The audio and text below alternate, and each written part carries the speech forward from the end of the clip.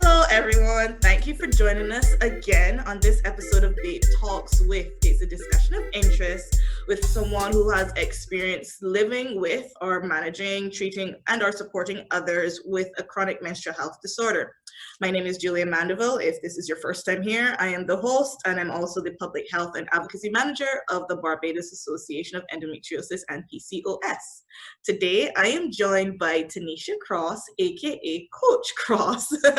um, Thank you. A little about Coach Cross. She is a wife, mother, dancer, cultural studies nerd who is on a mission to help the West Indian woman become her stronger, fittest, and healthiest self.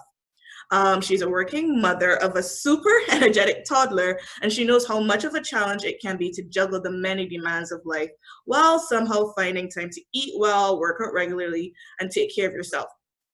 She became a certified personal trainer and fitness nutrition coach so that she can help others become their fittest self and feel good in their own skin without resorting to some of the crazy methods out there. So welcome, Coach Cross. Thank you so much. Thank you. Thank you so much. It's a pleasure to be here. I'm going to jump right in and let's do that. What your fitness specialty is and what led you into this field. Well, my fitness specialty, I'm a personal trainer, group exercise instructor. I am obsessed with dance fitness. I'm obsessed with dance in general. I'm a yoga teacher in training. And I do fitness nutrition coaching as well, which is very different, by the way, to being a dietitian or nutritionist. That involves 4 years of study at tertiary level. And, you know, I just did enough to be able to complement my coaching and my personal training, right? So I do nutrition coaching, but not in the dietitian sense. And I focus mainly on women. I can help men. I can help everybody. I love everybody. But I do focus mostly on women because as a woman myself, I know how hard it can be to try and juggle it all and take care of yourself.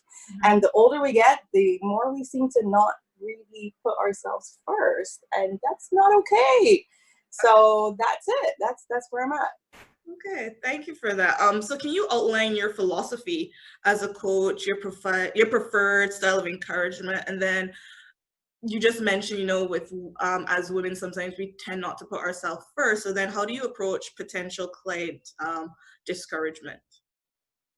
Okay, so I believe very strongly in this mantra of mine. It's a 5-point mantra, and I believe that this is all anybody needs to get their fitness together.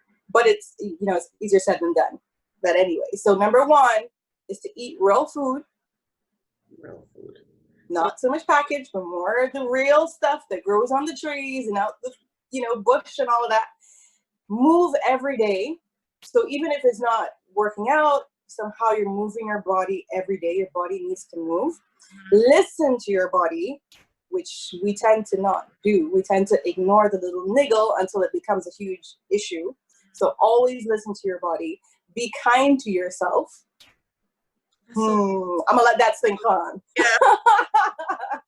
But most importantly, keep it simple. We often think we need to, you know, get all complicated and do all kind of fancy stuff when we really don't. Bring it back to basics, keep it real simple, and we're good to go. So that's my main mantra, and my whole thing is to make fitness accessible and get it doneable. That's my thing. Like, it's not something that has to be hard and crazy and I can't get this done and you give up and like, no. Fitness is for everybody. It's for everybody. And we can all find our own way of doing it. So the thing that I've been focusing on the most is helping grown women. And I say grown women because from the time you leave high school basically and you're on your own, if you're at university, wherever, up until whenever, you know, you're a grown woman, you're out there on your own, you need to look after yourself. So my whole thing is to help grown women find their own fitness formula because it doesn't look the same for every single person. You can keep it simple until the cows come home, but don't try and imitate what Sally does or what Sue did because that's not your body, right? And yeah, that's it. That's it. Help you find your own fitness formula. And how I encourage is to, well, the first thing that I do normally is to try and work on mindset and see where the person is. Everybody responds to encouragement differently, different types of encouragement differently. I've had people tell me, I need you to yell at me. I need you to get in my skin. I need all of that. Da, da, da, da. If that works for you, great. And, you know, we can adjust the suit. But for some people, that's just not it. You know, they need a gentler touch or something like that. And then for other people, they just need to know that they're supported. Yeah. You know? So it really depends on the individual. I don't have necessarily a set thing, or maybe I do. Maybe it is that you adjust. Maybe it's I work to suit. Yeah. You know, work to suit. Every individual is different. So I will do my very best to try and fit into, you know, who you are. Mm-hmm. Okay, that's good. That's good to know. And then what are some key questions a personal trainer or an exercise consultant should ask a client prior to starting with that potential client? Definitely your health background is super, super, super important. So any injuries, any medications you're taking, all of that stuff is the basic stuff and totally important. Must have those. There's like standard stuff that when you become certified, you know that this is what you ask. But I also like to get into things like your current mindset. Where are you now? Why do you want to do this now? And not just why, oh, because I want to look good in this bikini, but why do you want to look good in that bikini? Mm-hmm. You know, the real why, because when things get a little bit more challenging, that's what you're going to need to turn to keep going. Mm-hmm. So that's one of the things that I like to work on. I also like to look at things like, what's your support network like? Do you have friends and family who are helping you with everything? Because, boy, again, when things get challenging, it's nice to know you have people in your corner, aside from your coach, somebody who you live with or somebody you work with who's going to help you push you along. So I like to do a wide variety of things. I like to know things like, what kind of music are you into? You know, do you read books? Like, what are your hobbies? So I can get an idea of your type of personality. What do you actually like to do? Because if you don't like to lift weights, then it doesn't make sense to me giving you a gym workout if you hate the gym, right? Things like, what foods do you actually like to eat? What foods do you not like to eat? What foods are you willing to try and what foods are you not willing to try? You know, so my initial questionnaire tends to be pretty comprehensive. We cover a lot of things. And after that, depending on the answers you give me, I will want to talk to you a little bit more about that as we go, because all of that is key to building your specific program. I think that's really good to know. And I think, I'm not sure if everyone does that as a fitness trainer, if that's just your particular approach, but I do think that comprehensive approach, really drilling deeper into the person's life and things that could possibly act as barriers or potential, you know, promoters of exercise routine, it's good to know that and kind of add that into whatever potential plan that you will have for that person moving forward. And because you mainly support women on their fitness journey, are there any exercises that women should flat out avoid in general? And then are there any exercises you think that they should avoid when menstruating or when pregnant? And then on the reverse, are there any exercises that you think that they definitely should be doing within these three? So generally when menstruating and when pregnant. Sorry that if that was a lot, I can break it down. That's okay, I'm gonna try my best. Okay. So I don't think there's any exercise women should not do. Okay. Like, if there's things you like to do, great. There's things you're good at, great. The exercises I don't think women should do, the ones that they absolutely hate. Unless it's like burpees, because everyone hates burpees.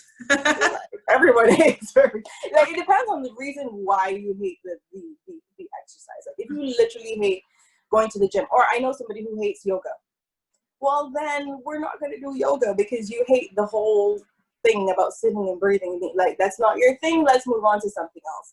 So that's the only thing that I would say all women should avoid. Like, if you absolutely hate something to the core of your being, but let's still try and find something that you like, right? So that's like in general. But then when it comes to the individual, when it comes to menstruating, that really depends on the person. I believe that women should keep training throughout, but really listen to your body. Your body's telling you a lot of things as you go. And you might notice that each week in your cycle, you feel slightly different. So you might have a week where you're just killing it. You're like a superstar. You're out there lifting all the weights and you're strong and you're this and you're that. But then there's another week where you're just, you're kind of tired and you're run down and you're not able. And then there's a week that's just so. And there's another week where you just can't do anything. You just need to sleep. You need to listen to your body when those things happen. And I would suggest finding a gentler way of exercising if your body is just not up for it. Unless you have an actual condition, there is no real reason why women shouldn't exercise or do what she normally does while she's having a period, right? So unless you have some kind of condition, for example, you have really, really heavy periods and you get, anemic. Even if you're like slightly anemic with it, like I once was, really sucked. You might want to be careful about too much high impact stuff or anything that gets too intense. But, and then when you're lifting, it might be uncomfortable to do anything that involves bracing your core too much and pressing down and bearing down on your pelvis. That might be really weird. That might just not feel good. So you can adapt the workout to suit. And it would be on a case-by-case basis. So it really depends on the person. When pregnant, again, if you've been training and exercising all along, there's no reason why you should stop. Right. Keep going, right? I was a dancer when I was pregnant. I kept on dancing right through because it just felt better. It just felt better than sitting around for me. And barring any kind of medical conditions, or if your doctor is okay with it, then by all means keep going. As long as it's something you've been doing, right? Your body will tell you things when you're not supposed to do it anymore. You will also know certain moves that you can't do. So women produce a hormone called relaxin in their bodies that helps to loosen up their ligaments and help things get ready for the actual delivery, right? And what that means is that sometimes you can be a little bit hypermobile in your joints, a little bit extra flexible. So my thing would be to be careful when it comes to stretching. Right. So once your doctor gives you the okay, right, go for it, Yeah, and I just want to, you said you have to also work with your doctor when you're. Absolutely, 100%. Yeah, when you're. No matter what. Don't say Coach Cross said I can lift these weights. Always talk to your doctor. However, I will say this. There are a lot of doctors out there who are still a little bit more cautious. So they're like extra careful. They would know best, obviously, listen to them, please. But at the same time, if you want a second opinion, there's nothing wrong with getting a second opinion. Because when you give birth, you are going to have to lift those bags and you're going to have to lift that baby. And there's no getting around that. You're going to have to lift baby while healing everything. So there is a certain amount of exercise that I believe all pregnant women should do anyway. Right? Another thing I would caution anybody against, when you're pregnant is not the time to try to lose weight, to try to train for a marathon or the strong man. This is not the time to try and get a personal record in your weightlifting. None of that. None of that. Keep it where you were all along and work with how your body feels. You may start to feel like you need to lessen the weight because your heart is working hard, your lungs are working harder. You are basically growing a human being. So you will know when your breath just can't. You're going to get out of breath faster. You might feel tired faster. So all of those things you need to bear in mind and take note of. Like, do not ignore it. And do not try and do all the things. Don't do all the things. Keep it where you were. Keep it where you were. Right. If you were deadlifting 100 pounds before you got pregnant, this is not the time to try and hit 200 pounds. Stick to 100 pounds and then bring it down depending on how your body feels, right? So yeah, that's what I would say. I can't remember what the last one was. I think that was it. Avoiding, but you said you really shouldn't avoid, considering, if, you have a condition or if you've spoken to your doctor and you've had that discussion with your coach and your doctor, and then you also listening to your body. So I think you kind of answered all of the questions. Okay, good. So that's good. And so with BAEP, you know, we advocate for more awareness about menstrual health disorders, endometriosis, polycystic ovarian syndrome, uterine Correct. fibroids. And so have you had any clients that have had any of these conditions? Or are you aware of anyone that has had any of these conditions? And then what are some exercises you may suggest for women with pelvic health conditions, considering, you know, there's already a lot of focus due to the pain that is happening in the pelvic area. So there could be inflammation, there could be a whole set of things happening within that area from the side. So do you have any suggestions, tips for exercises for women with those conditions? So yes, I have had clients with that, and I've had people close to me who've had different types of conditions. And it, again, comes down to, depends on the condition, the severity of the condition, and what your medical practitioner has told you. So, you know, the first things first is, what is your diagnosis? It's how I typically create workouts usually involves a lot of combination movements and compound movements that involve all kinds of different areas of the body. So we will be doing a lot of the same deep core work that I believe is important for all women, especially women with specific disorders. However, depending on what it is, again, so for example, with endometriosis, sometimes tightening areas in the pelvic region can be detrimental. No, I don't like the word detrimental. Detrimental isn't really the word I want, but it works against things because things are already tight. Right. So you want to look to lengthen while you strengthen. Mm-hmm. So things like yoga and stretching that area are like super key. And I love to work the glutes, the booty. I think there's so many more benefits than having, like, you know, a round apple bottom, which is, you know, great. That's wonderful. But there's so many more benefits to working that region, including helping with the pelvic health, pelvic floor health. And so things like glute bridges and hip bridges and that kind of stuff, as long as it's not uncomfortable or painful for the client, would be beneficial for that. I will say though, because I am not an expert in the area of those pelvic conditions and those situations, I'm not an expert. I have some knowledge, but I'm not an expert. So depending on the person and the severity of it, I do sometimes recommend that they speak with a pelvic health specialist. So we have pelvic health physiotherapists, we have doctors that specialize in that area. So if I don't feel that I can really help the person, then I would suggest that they go speak to that, and I will work with that physiotherapist. That's cool. You know, if this is what she told you or he told you that you need to do, we're going to work that into your programming, right? Because sometimes I can't just pretend that I know stuff and go on Google and be like, yes, I'm an expert now. No, not when it comes to stuff like that. So I will apply what I know up to the point that I know it. But if it goes beyond, then, you know. So for example, I know a couple of people who have had, for example, fibroids, which are like really, really big. So no amount of ab exercise, ab work, HIIT, cardio, anything like that would get them down. You need to speak with your doctor and help to get that sorted out.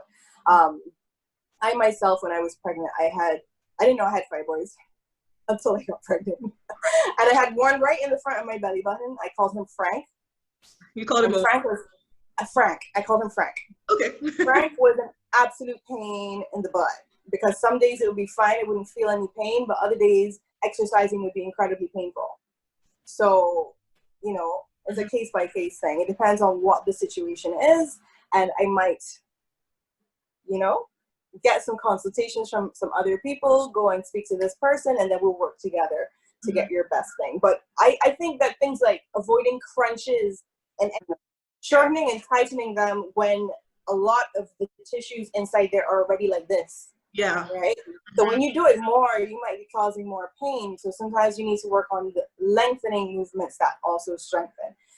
And while I know a few, and I can certainly help, and we can, you know, put in some yoga movements, and we can do this and that, it depends on, if your condition is at a certain level, I would definitely suggest you see somebody like Jasmine, who's lovely, um, and get a consultation, get some help from her.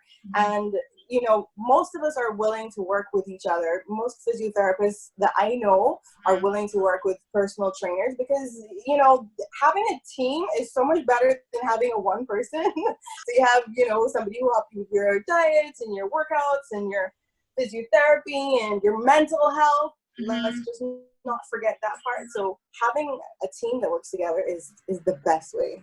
And you kind of just promoted our philosophy where we want to have like this multi-sectoral collaborative approach looking at all aspects of an individual's health, not just focusing on the physical, but one of our first BAEP talks was with Melinda Bell, a financial consultant, and we looked we really kind of incorporate as many aspects of health and well-being as possible when we do this series. So just thank you for reiterating that without even knowing that that was the whole purpose. You're welcome.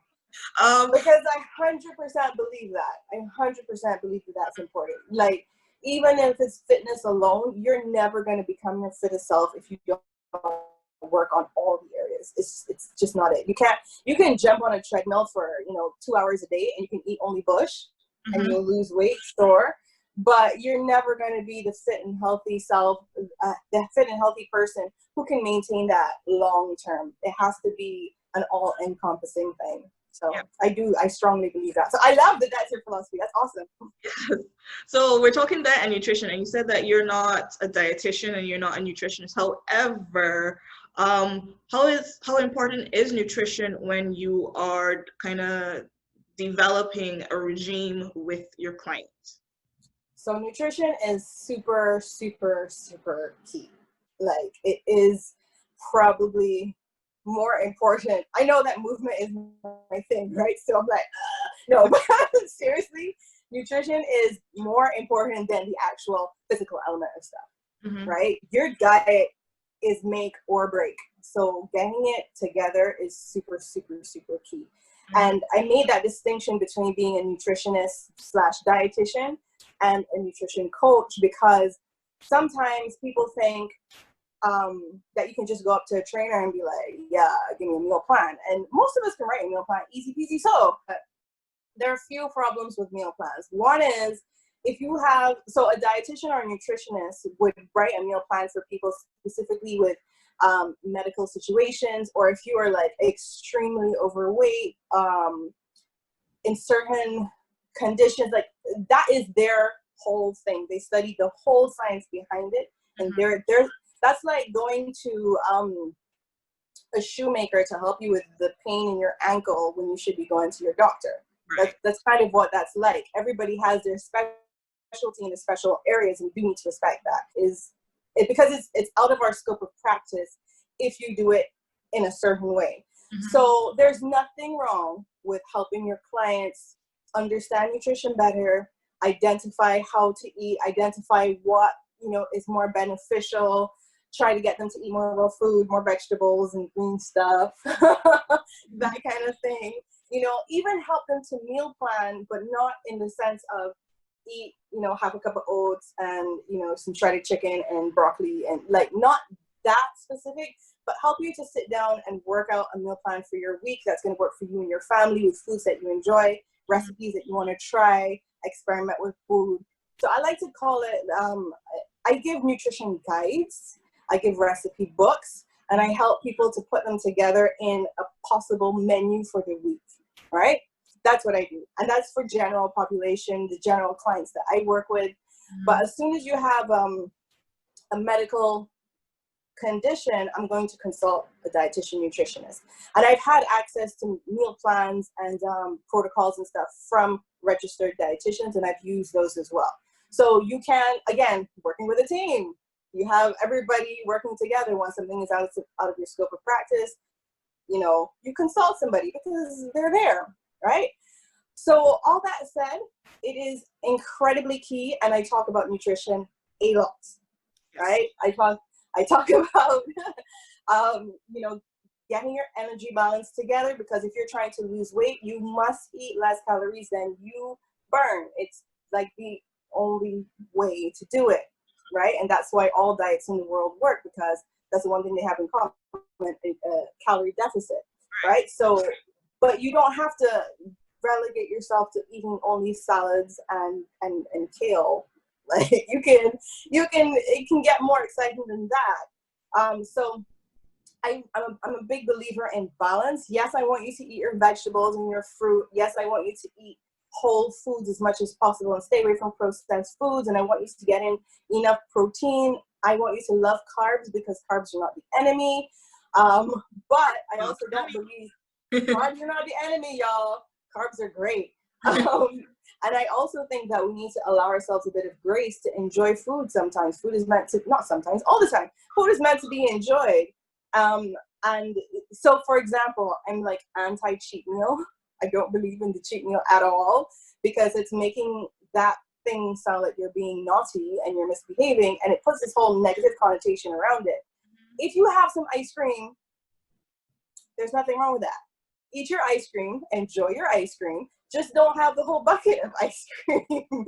And maybe, do it on a day where you work out so you use the calories efficiently. If you're going through that week of your cycle where you must have chocolate, allow yourself some chocolate, just not all the chocolate, and make sure you're burning calories somehow, some way. Go for a walk or, find the balance in it. Enjoy your food, enjoy your life, but you can't eat KFC every day, guys. I'm sorry. It can't be Chefette all the time. You also have to be aware of medications that you're taking. Correct.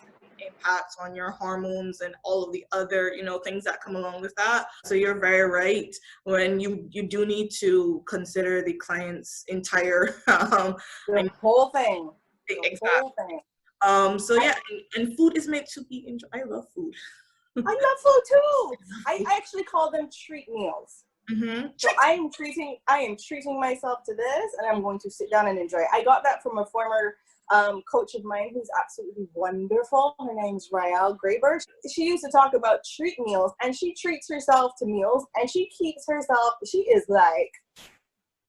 bomb. She's just the bomb all around. And I have taken that on quite a bit, the whole treat meal thing, because when you have that treat meal, sit and enjoy. When it's a cheat meal, it's like, right, have to get it all in. Right. No, sit and savor and be like, this is the most delightful tiramisu I've ever had in my life. And you sit, and when you're finished, you don't feel guilty. You're just like, that was really great. That was really good. Because the other thing that can happen is if you start binging and cheating and going in that direction, like you said, you felt bad, you started being up on yourself, you fell off the wagon, oh my goodness, well, I screwed up, so I might as well just keep screwing up and eat all the things, right? Mm-hmm. Not helping nobody, not helping you at all. And it doesn't feel good because at that stage, the food is just, you're just shoving it in your mouth. You're not necessarily even enjoying it, Exactly. Mm-hmm. If you're not enjoying it, like, what's the point? Again, it's more about reframing the whole narrative as opposed to suffering, for lack of better terms, to meet your fitness goals or whatnot. You are reframing it to be more put it in a positive light so that you're achieving your fitness goals and you're still also enjoying the process as you go along. So I appreciate that. We spoke about the mind-body connection, and we spoke about how you work with your clients, especially those that might have had a pelvic health or menstrual health condition, and you work with other professionals on island to help them meet their goals. But do you have any advice as it pertains? Can you expand more upon that mind-body connection, especially if people I'll just get to it. There might be people who will be exercising and trying to reach a fitness goal, trying to lose weight specifically, and they're just not getting there. How would one address that? They're doing everything the coach is saying to do. They're doing everything the nutritionist is saying to do, but yet they're not seeing that physical, manifestation. Yeah, exactly. So there's a lot of things about that. And it's a common situation. People usually define becoming fitter and healthier with losing weight. Thinness. They want to lose inches and they want to see the number on the scale go down. Mm-hmm. And those two things are not necessarily the best markers for the progress you're making in fitness. Mm-hmm. So markers that I look for are things like, can you do more push-ups today than you did last week? Right? Mm-hmm. Another marker is, how do you feel today compared to how you felt last week? How are you handling challenges and obstacles when they arise? How are your clothes fitting? Because that number in the scale might not be moving, but your clothes might be feeling looser. You know, so there's so many other things that we could be looking at aside from the numbers on the scale. I hate the numbers on the scale. I don't even own a scale anymore because I had my own issue back in the day where I let numbers get to my head. And I'm like, nope, forget it. It's not that important. It's like, if you go to the doctor's office, or if you're pregnant or whatever, yeah, we need to keep track of your weight. But if you start to have a negative relationship with that scale and that number, throw it out. Get rid of it. Like, no. Mm-hmm. Because if you start to feel bad like that, it's going to start to affect everything else. So in that sense, I'm not a huge fan of using those as my main markers, even though I don't always tell my clients so. They'll know now if they hear me. But I don't always tell them, but honestly, that's just not my favorite, simply because of how I've seen it work. Mm-hmm. That said, oftentimes if you're not losing weight, and even though you say you're doing all the things, and I mean this in the most loving way possible, it means that something is not being done, right? Yes, there are medical conditions. Absolutely, 100%. And if we suspect a medical condition, you need to talk to your doctor and have the tests done. You really need to sit down and look properly at how you're preparing the food. So you could, for example, so I'll give you an idea. There's this meme I saw the other day that perfectly illustrated this point. So, you know, you tell your coach you had a salad, and an apple. For lunch, your breakfast was 2 eggs and a slice of toast. And your dinner was, you know, grilled chicken and, you know, rice or something like that. But you're not telling your coach that you had 3 sugars in your coffee with breakfast. You had butter and jam on your toast. You fried your egg in oil, which is fine, but how much oil did you fry it in? There's a difference between frying it in a little bit of oil and frying it in a bunch of oil, right? Or, you know, did you make an omelet? Did you add cheese to the omelet? Did you add processed meat to the omelet? All of those things we don't really think about. So it's not about pointing at you and being like, you did it wrong. It's just a case of awareness. A lot of us are just not aware, and that's fine, right? But we have to be open to understanding that. And I know Healthy Caribbean Coalition is trying to do it's yes, doing yes, they are. It's a push for front of package labeling and encouraging people to read, you know, the nutritional labels that they're trying. And I know they've been in school, so I just think that we just need to keep working and supporting that effort, so that, you know, generations, you know, following it will just become so intrinsic to read those labels, to know, okay, this is not something that I want to include in Exactly. And that's why my first thing in my mantra is eat raw food. That's what I mean by real. The less processed it is, the less ingredients, the more whole the item, typically the better for you. Typically, right? I would never like say everything in all the world, like like all those big all-encompassing statements aren't really helpful to anybody. But, you know, eat raw food as much as you can. If you need to have a Snickers bar, cool. In fact, even with Snickers, the ingredients list on Snickers is not even that bad. No. So it's important to read your labels. It's important to read your labels. Thank you so much. I guess to round this discussion off, is there anything else you would want the audience to know or take away from this chat? I would just like to say that you completely 100% totally deserve to have a fabulous, fit, healthy, happy life. And fit and healthy does not have to be boring cardboard and sucky exercises. It does not have to feel awful. It is not punishment. In fact, think of it as privilege, that if you have a body that can move, that you are privileged to be able to do that. And not as in oh, I shouldn't feel away. Just, feeling content with what you are capable of doing and using it to the best of your abilities. Like, find the thing that it is that you love to do that brings you joy in movement. If it's walking, swimming, karate. For me, it's dance. I think we established that a few times. That's my thing. If I don't feel like working out, I'm going to dance. And embrace it as a way of treating yourself the best you can, because you completely, totally deserve it. You got to look after yourself. And this is also a message to myself, because I'm not very good at it, but I'm working on it.